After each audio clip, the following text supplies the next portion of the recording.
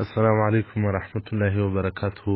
یو موضوع چې ډیره اړینه ده، ډیر ضرورت ورته شته، هغه لکه دا نن سبا په موبایلانو باندې هغه تصویران اخیستل، ویډیو جوړول.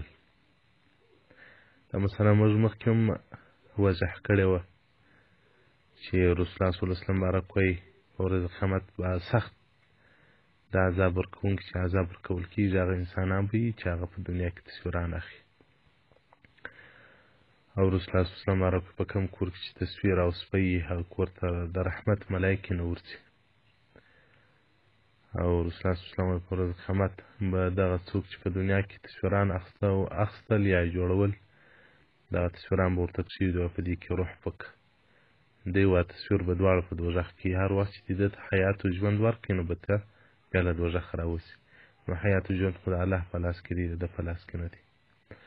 نو د تصویر په باره کې صحایسته او دغه ډول ټول د حدیثو کتابونه چې هغه د صحایستهو څخه مخکې دي که وروسته دي، د تصویر په حراموالي کې مستقل بابونه شته. دلته بعضې خلک را پیدا سول وایي، خو بعضې علما وایي چې دغه د موبایل دا نه دی تصویر، د کمرې دا نه دی تصویر، او دا ویډیو دا نه دی تصویر. دې متعلق سوالونه هم پیدا سول. نو موږ مجبور سو د دې مسلې چې بحث کې وکړو او دا مسله روښانه کړو. محترمه علماء کرام پر دې باندې متفق دي او اجماع د امت که عرب دي که عجم دي چې که د موبایل دي او که د کمرې دي او که په لاس جوړي د دې ټولو یو حکم دی. د شافعیانو مذهب هم دا دی، د حنفیانو دا هم دا دی چې تصویر که سایه ولري که نه ولري. بعضې خلک وایي دا د موبایل خو سایه نه لري نو په دغه وجه باندې دا تصویر نه بلل کېږي. محترمو دا ټول تصویران دي، په حکم کې د تصویر دي.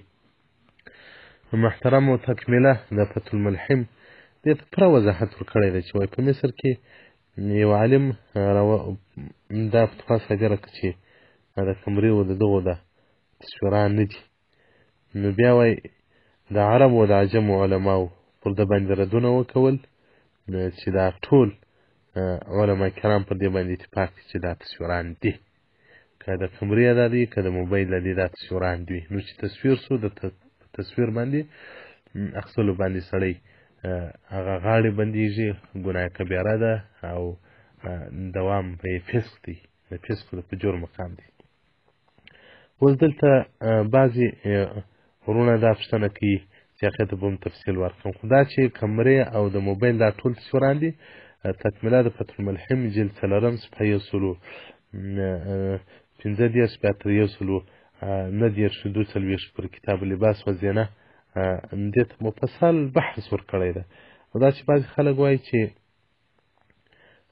دا بعضې ښه علما یا ښه شیخان په لګیا دي، ښه متقان انسانان وایي په لګیا دي.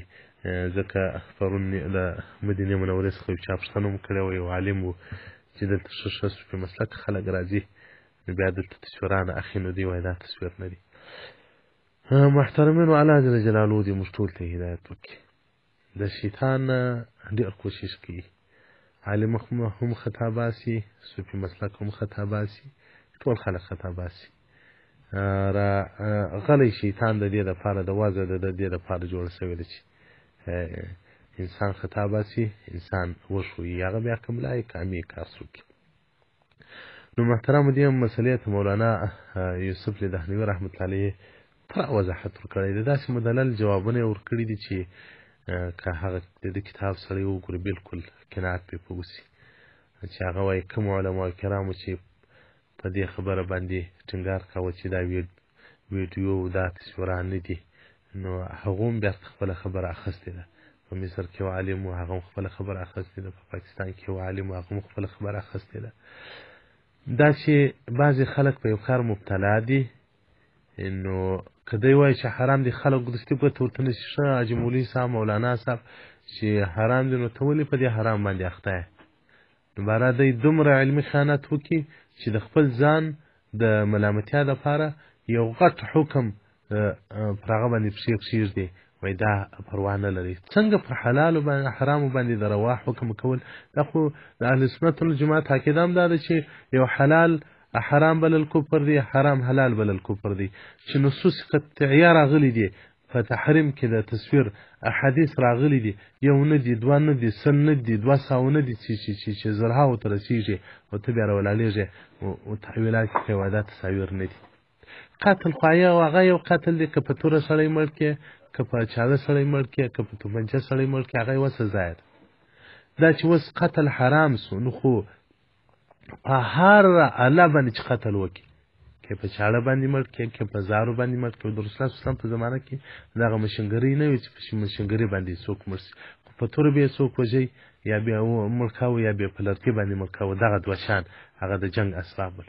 نن چې ته په توپک باندې سړی مړ کړي، باید تا ته قاتل نه وویل شي، ځکه دا خو ماشین دی، دا خو دغه نه دی، توره و لرګی نه دی. نو دا چې تصویر اخی، پخوا به مثلا په نورو شیانو باندې تصویران اخیستل، اوس جدید ساینس یا جدید ټکنالوژي نور شیان ورته برابر کړله، نور شیان یې ورته مهیا و جوړ کړله، نو خو اسباب یې مختلف سوي. ګناه خو هغه ګناه ده، د اسبابو په اختلاف سره خو ګناه نه بدلېږي. خو قتل دی، شراب دی. نو شراب که اوس له بله شي څخه شراب جوړ شي او نوم یې د شراب وي او شراب وي، نو هغه بیا تحریم نه لري. هغه چې کوم سکر او کوم شیان کې پکې وي، بس هغه ته بیا موږ حلال وایو. نو محترمینو په دې شیانو کې ډېر احتیاط وکړي. دا یو ګناه کبیره ده، موږ د حلالو د روا حکم ورکوو. او بل په حرمینو شریفینو کې تاسې ما د مدینه منوره کې خلکو ما ته وویل، علماو راته وویل چې په ابتدا کې دا ټلفونان راووتل، د عکسونه اخیستل کېدل، یا علماو هم ډېر بد ځوړل د عربو، او دې خلکو هم ډېر دغه طالبانو هم ډېر بد ځوړل. حاجي طیب الحاجي حرام حرام حرام، ول اوس کیسه ګډه وډه سو، دوی هم په اخته سو. دا یو شی چې عام سي، یو شی چې هغه ډېر سي، بیا شو بد ټول پر اوږدې شي، بیا شو بد ټول پر اوږدې شي. دا اوس که زموږ په جامعه کې چې غیبت دی، ورسه د ملا سره کښېنه، په غیبت باندې شروع کړه، غیبت باندې دستي به در سره ګډ شي په یو چا کې، ورسه یو ښه سړي ته کښېنه، په غیبت باندې ورسره لګیا سه، په یو چا کې ورسره خبرې ورسره شروع کړه، دستي به دا خو غیبت دی، دا چې پلار کوي دا ښه سړی په دې خواشي نه روا کېږي. نو مولانا یوسف علي دهلوي رحمت الله علیه مبارک دې ته مفصله څېړنه ورکړې ده. هغه وایي دا سوال پرته ویلي چې داسې ډېر علما د ټي وي پر مخ باندې راښکاره کېږي، نصیحتونه کوي، لاسونه غورځوي، داسې دین یې رسولی دی، پلانه یې کړي دي، دا یې کړي دي. نو دا دې ته کوم دلیل لري، کوم جواب لري چې دغه علما یې کوي؟ دی وایي که یو طبیب بیمار وي، طبیب ډاکټر بیمار وي، بیماری هغه بیماری ده، پر دا بیماری د صحت نوم نه سو ایښولی. نو دا چې ګناه د عالم کوي، ګناه هغه ګناه ده، نو د عالم په کولو باندې موږ وایي دې ته نه ګناه نه سو ویلی. نو دا چې اوس خلک په اخته دي محترمینو، د حرمینو امامانې کوي، په دنیا کې څو علما دي چې دا مشوره کېږي باره د ټي وي او مخ ته راووسي. بعضو خلکو ما ته وویل په دا زموږ پر پروګرامو کې چې ستا تصویران راواستوه یا ستا ویډیو راواستوه، موږ ټي ویانو ته پورته کوو. ما منع وکوله، ما الله خو له دې ماسې واسي زما شهرت راسي، نور زما هېڅ ګټه نشته کې پکښې، د آخرت مې تاوان دی، د دنیا شهرت دی. تاسو چې زما بیانات پورته کوئ MP3 شکل کې باندې پورته کوئ.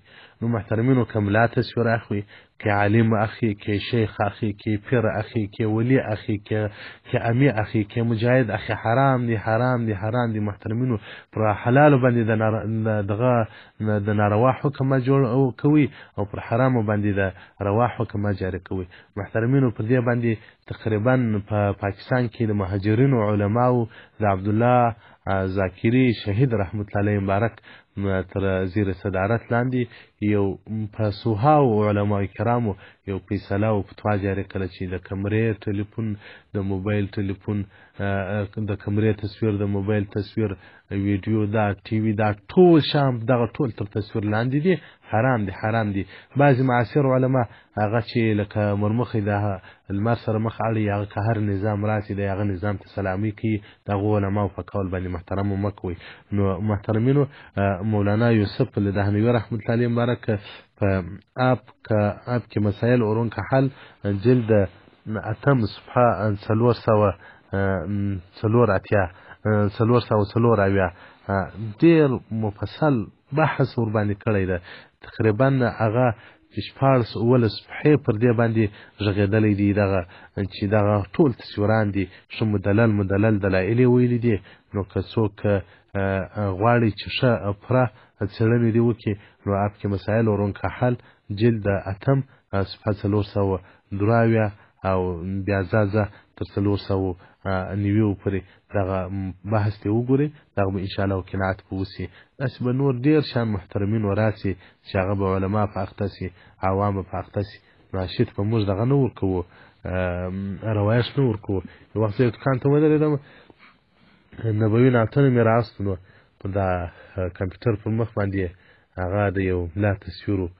باره ما دغه تصویران حرام دي، تخموري صاحب مې دا سیاست دی. ما ښه دا سیاست بیا یو بل نوی شریعت دی، شان حلالي و حرامي خو چې د لږ بحث مو سره وکړي. مالا وایي اوس نو ګزاره بې دغه نه کېږي. مال داسې وه ګزاره بې دې نسو کولی. دی مه وایه چې دا حلال دی، د حلال حکم مه ورکوه. موږ خو دلته کور خراب سو. ملا یم په فیسبوک شام پورته کوي، ملا یم ویډیو کالونه کوي، باره بیا دلیل هم پروا نه لري. خو هلته دی کې اخته دی، که دی نه وای کې اخته بیا یې پروا درلودله. نو محترمینو په دې کې ډېر اجتناب وکړئ. والسلام علیکم ورحمة الله وبرکاته.